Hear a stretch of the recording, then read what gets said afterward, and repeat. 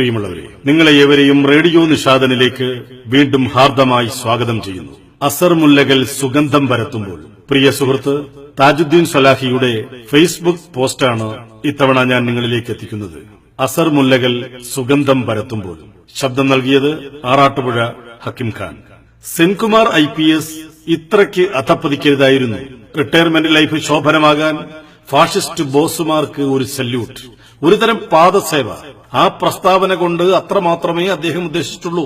പക്ഷെ അത് നിരപരാധികളായ ഒരു ജനതയുടെ നെഞ്ചത്ത് ദുരാരോപണത്തിന്റെ ഫേക്ക് ഡാറ്റകളുടെ ബൂട്ട് സമർത്തിയിട്ടായി പോയി എന്ന് മാത്രം. പ്രകോപന തന്ത്രങ്ങൾ തിരിച്ചറിയുക. മുസ്ലിം സ്ത്രീകളെ മൺകൂനയിൽ നിന്ന് പുറത്തെടുത്ത് ബലാത്സംഗം ചെയ്യണം. മുസ്ലിം വനിതകളുടെ ഗർഭപാത്രങ്ങളിൽ ഹിന്ദു ബീജം പ്രവേശിപ്പിക്കണം. പട്ടി പ്രസവിക്കും പോലെ മലപ്പുറത്ത് പ്രസവിച്ചു കൂട്ടുകയാണ് തുടങ്ങി പ്രകോപനപരമായ പ്രസ്താവനകളുടെ തുടർച്ചയാണ് ഈ IPSകാരന്റെ കമന്റും. ലക്ഷ്യം വ്യക്തം. മുസ്ലിം യുവത്വം വികാരജീവികളായി രംഗത്ത് വരണം. ആ ചാൻസിൽ നേരത്തെ ലിസ്റ്റ് ചെയ്യപ്പെട്ട വ്യക്തികളെ, സ്ഥാപനങ്ങളെ നാമാവശേഷമാക്കണം.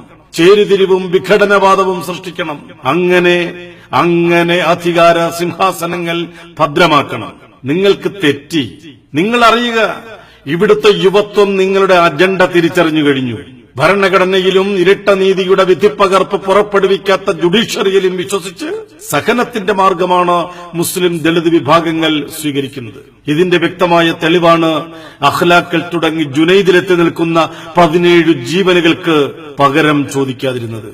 ദളിത് ബാല്യങ്ങൾ ഇന്ത്യൻ തെരുവുകളിൽ ചുട്ടരിക്കപ്പെട്ടപ്പോഴും ബമുലയ്ക്ക് മരണക്കുരുക്കൊരുക്കിയപ്പോഴും പ്രതിഷേധം ജനാധിപത്യ രീതിയിലായി. ഫൈസൽ വധത്തിന്റെ പേരിൽ 2.5% മാത്രം അമുസ്ലിങ്ങൾ താമസിക്കുന്ന കൊടിഞ്ഞിയിൽ അമുസ്ലിം സുഹൃത്തുക്കൾ സുരക്ഷിതരായത്.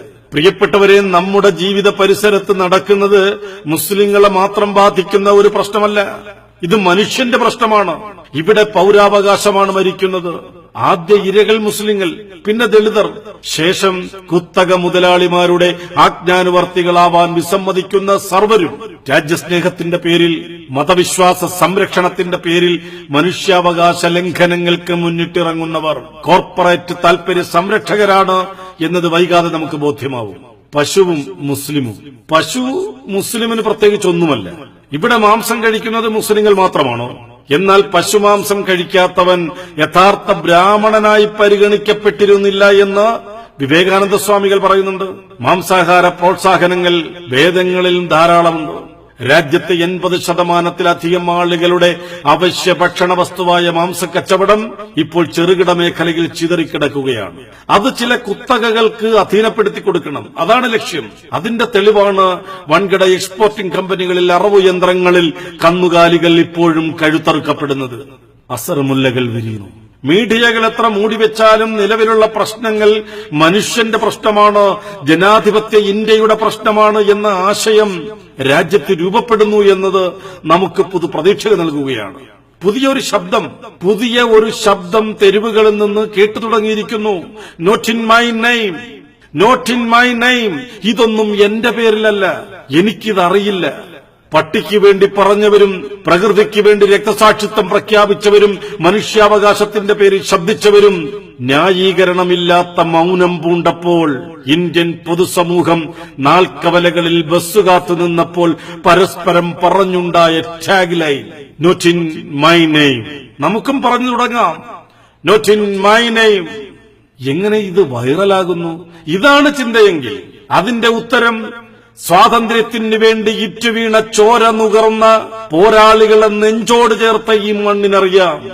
ആ രക്തബിന്ദുക്കളിൽ, ആ നുറുമ്പിയ എല്ലുകളിൽ സർവമതസ്ഥരുടെയുമുണ്ടെന്ന്, അവർ രാജ്യസ്വാതന്ത്ര്യത്തിന് വേണ്ടി സമർപ്പിച്ചവരാണെന്ന്.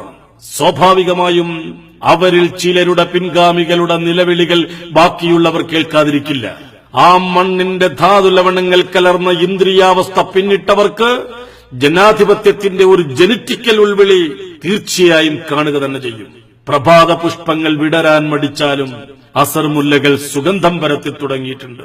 പറയാം നമുക്കും, മാ നിഷാദ, ഇത് മനുഷ്യന്റെ പ്രശ്നമാണ്.